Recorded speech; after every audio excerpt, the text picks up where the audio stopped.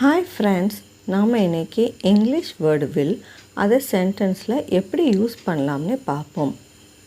Will in the second and third persons expresses. Will second and third பர்சனில் வெளிப்படுத்துவது எதிர்காலம். வாக்குறுதி, மன உறுதி, அச்சுறுத்தல், விருப்பம் போன்ற மனநிலைகளை. ஃபியூச்சரிட்டி ஆஸ் எதிர்காலம். He will win the prize. அவன் பரிசை வெல்லுவான். They will come tomorrow. அவர்கள் நாளை வருவார்கள். Will in the first person expresses. First personல் will தீர்மானம், வாக்குறுதி, அச்சுறுத்தல், விருப்பம் போன்ற மனநிலைகளை வெளிப்படுத்தும். Determination as தீர்மானம்.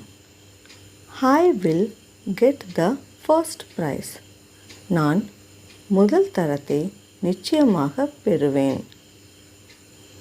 We will not surrender.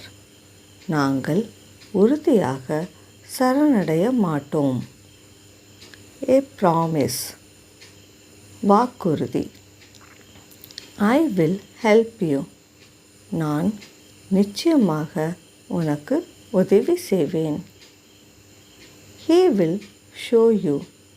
அவன் உறுதியாக உனக்கு காட்டுவான். A threat as அச்சுறுத்தல். I will punish you if you don't speak the truth. நீ உண்மையை பேசாவிடில் உன்னை நான் தண்டிப்பேன்.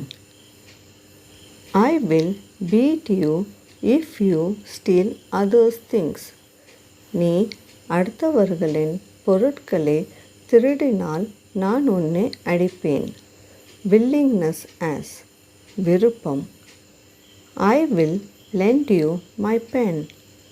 நான் என்னுடைய பேனாவை உனக்கு இரவல் தருவேன். Will you speak to her? அவளிடம் நீ பேசுவாயா? Thank you.